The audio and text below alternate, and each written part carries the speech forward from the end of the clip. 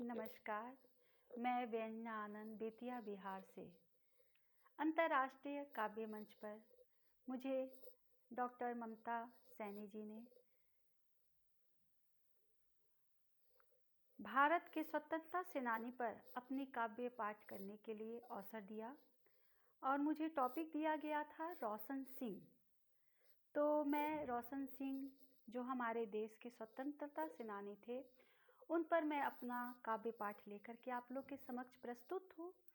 मेरी रचना मैं आप लोग के समक्ष पेश करती हूँ। शीर्षक है दास्ताने रोशन सिंह।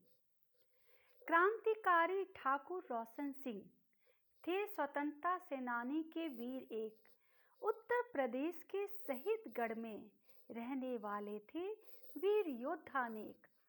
असहयोग आंदोलन के गोली कांड में इनका पंचम लहराया था। इसी खातिर तो अंग्रेज हुकूमत ने इनको भी सजा सुनाया था। इस कांड में इन्होंने अंग्रेजों के दांत खट्टे किए। लगातार फायरिंग करके ये दुश्मनों को टक्कर की सबक दिए। इसी जुर्म में इनको भी धर जेल की सजा सुनाई थी। निकल कर ठाकुर ने भी बरेली के ग्रामीणों को जगाई थी। सजा काट जब बाहर आए कोकोरी कांड में भी साथ दिया। रौबीला व्यक्तित्व अद्भुत निशानेबाज, उसने भी था देश खातिर कसम लिया। सगी में थे सबसे अनुभवी बिस्मिल व अशफाक उल्ला खां के साथी। अपने देश भक्ति के दम पर तोड़ देते थे दुश्मन की छाती। आर्य समाजी होने के कारण स्वतंत्रता युद्ध में आना था। इसलिए तो कर डकैती एक्शन संगठन को दिया खजाना था। कोकोरी डकैती के अंतर्गत इस घटना ने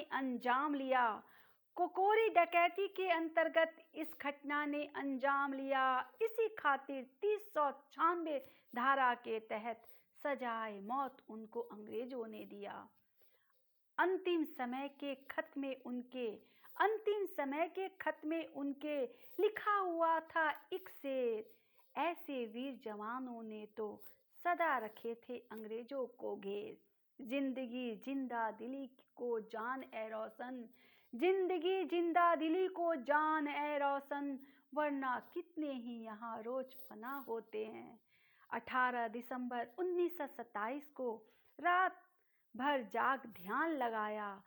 सुबह हाथ में गीता रखकर फांसी पर वह चढ़ने आया। रात भर जाग ध्यान लगाया, सुबह हाथ में गीता रखकर फांसी पर वह चढ़ने आया। न चेहरे पर मलाल था, न ही मौत का डर था। हंसते हुए फंदे पर देखो ठाकुर रोशन सिंह का सर था। ऐसे लाल जो होते हैं वो इतिहास ही गढ़ते हैं। फंदे पर